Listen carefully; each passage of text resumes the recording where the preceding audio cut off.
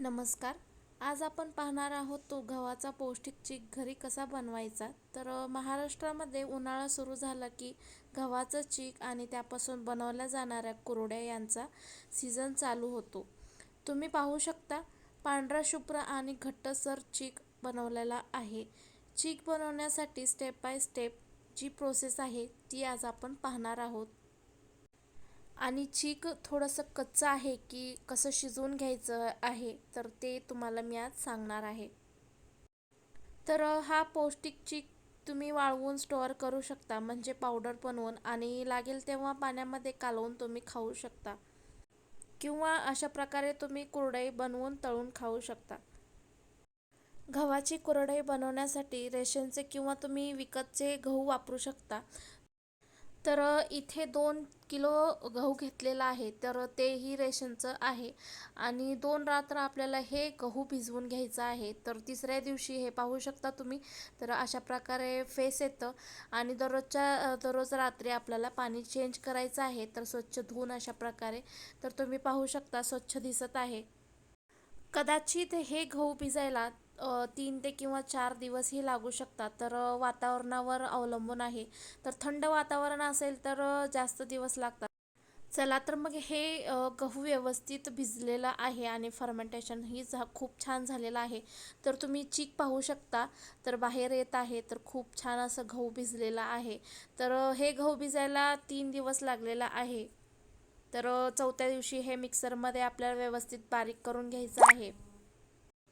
हे गहू मिक्सरमध्ये बारीक करून घ्यायचं आहे, जेणेकरून गव्हाचा कोंडा बाजूला निघेल आणि जो गव्हाचा चीक आहे, म्हणजे पांढरा भाग आहे, ते व्यवस्थित बारीक होईल आणि बाजूला निघेल. अशाच पद्धतीने आपल्याला सगळं गहू मिक्सरमध्ये बारीक करून घ्यायचं आहे.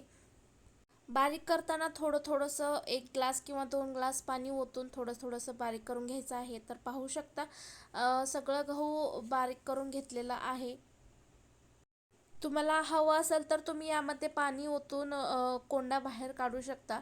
नाहीतर तुम्ही अशाच पद्धतीने पाणी न ओतता कोंडा काढू शकता. हा जो कोंडा आहे यामध्ये भरपूर फायबर्स असतात आणि कोंड्याचे मुटके किंवा तसंच कोंड्याचे पापड्यासुद्धा बनवल्या जातात. म्हणजे हा जो कोंडा आहे तर त्याला उन्हामध्ये व्यवस्थित वाळवून मिक्सरमध्ये बारीक करून, जसे आपण रव्याचे पापड घालतो तसे थोडंसं मीठ घालून थोडंसं शिजवून उन्हामध्ये पापडसारखं वाळवून घ्यायचं आहे. तसेच या ठिकाणी याला भुस्सा असंही म्हटलं जातं. म्हणजे आपण गाईगुरांना असं भुस्सा म्हणून दिलं जातं.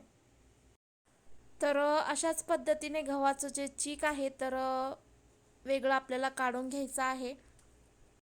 आणि हा जो कोंडा आहे तर ते साईडला काढून घ्यायचा आहे. तर तुम्ही पाहू शकता यामध्ये थोडंसं अजून चिक राहिलेलं आहे. काही हरकत नाही.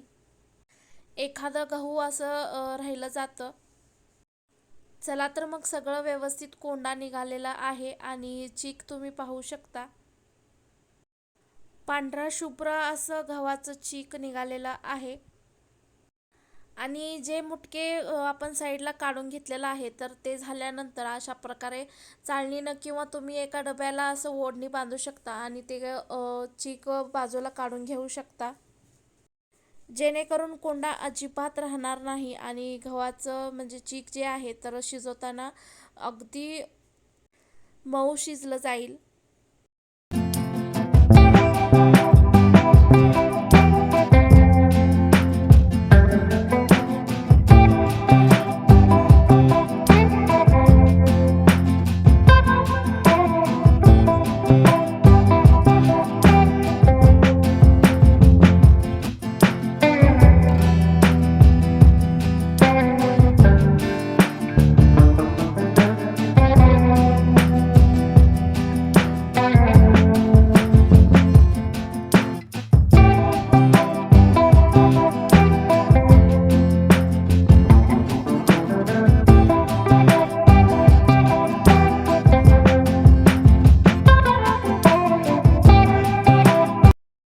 आता आपल्याला यामध्ये तुरटी फिरवून घ्यायची आहे, साधारण 14 ते 15 वेळा.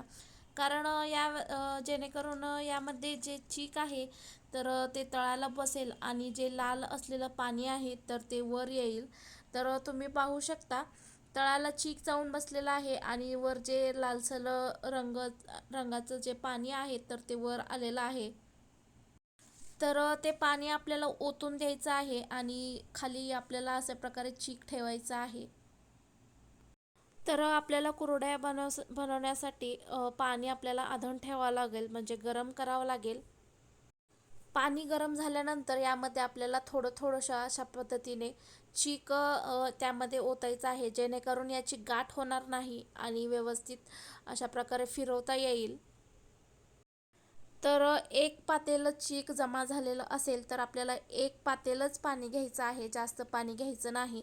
नाहीतर चीक सगळं म्हणजे पापड घालताना पातळ होईल.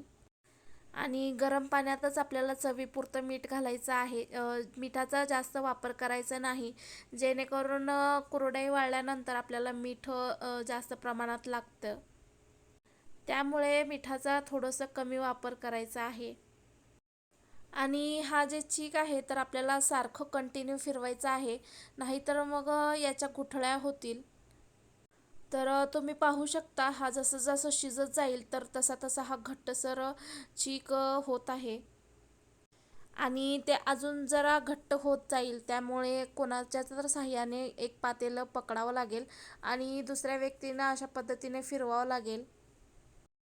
तर दोन्ही हाताच्या साह्याने अशा पद्धतीने गव्हाचं चीक जे आहे तर हटवायचं आहे, जेणेकरून यामध्ये गुठळ्या अजिबात होणार नाहीत आणि तुम्हाला कुरडई घालताना जास्त कष्ट लागणार नाही.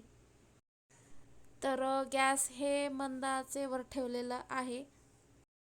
तर तुम्ही इथे पाहू शकता तर हा जे गव्हाचं चीक आहे तर घट्टसर होत चाललेला आहे.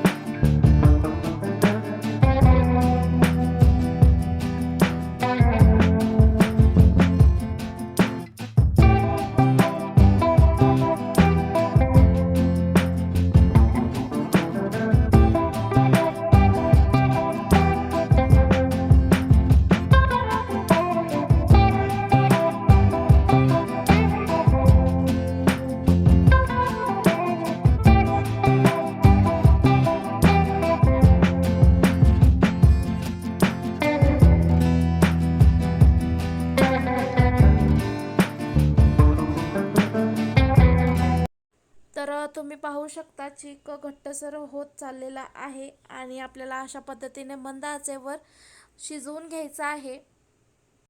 तर गव्हाचा चीक कसा शिजलेला आहे आणि कसा शिजवायचा आहे तर ते तुम्हाला मी सांगणार आहे. कारण गव्हाचं चीक व्यवस्थित शिजलं गेलं नाही तर कुरड्या घालताना जे ते तुकडे पडतात आणि कुरडे आपल्या व्यवस्थित गोल असं बनत नाही. तर आपल्याला थोडंसं हातात घेऊन बघायचं आहे, हाताला चिटकणार नाही. तर पाहू शकता अजून हाताला चिटकत आहे, तर अजून आपलं शिजलेलं नाही. तर यावेळेस तुम्ही पाहू शकता तर शिजलेलं आहे पीठ व्यवस्थित, तर कारण हाताला चिटकत नाही आहे. आपल्याला थोडंसं हाताला पाणी लावायचं आहे आणि पिठाला थापायचं आहे. जर पीठ व्यवस्थित हाताला चिटकलेलं नाही तर आपल्याला व्यवस्थित पीठ शिजलं गेलेलं आहे. तर चला तर मग आपण उन्हात आता व्यवस्थित कुरडे घालूया.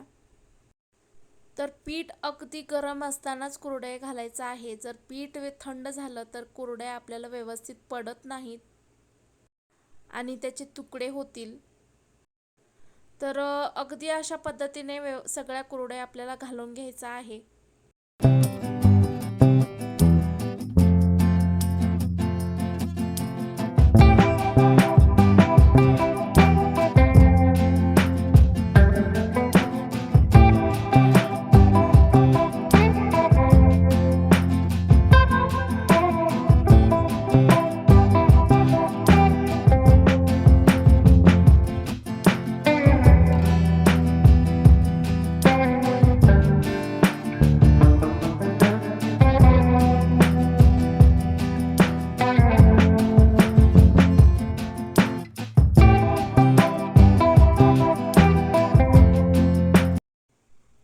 तुम्ही पाहू शकता सगळ्या कुरडई घालून झालेल्या आहेत आणि जे पीठ राहिलेलं असतं लास्टला तर त्याचं सांडग्या घालायचा आहे.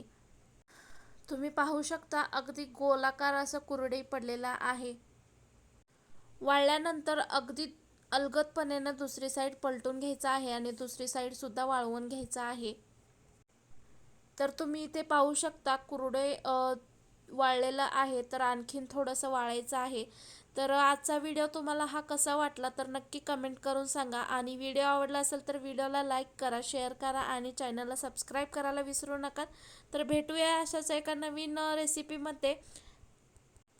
आणि व्हिडिओ पाहिल्याबद्दल तुमचा मनापासून खूप खूप धन्यवाद.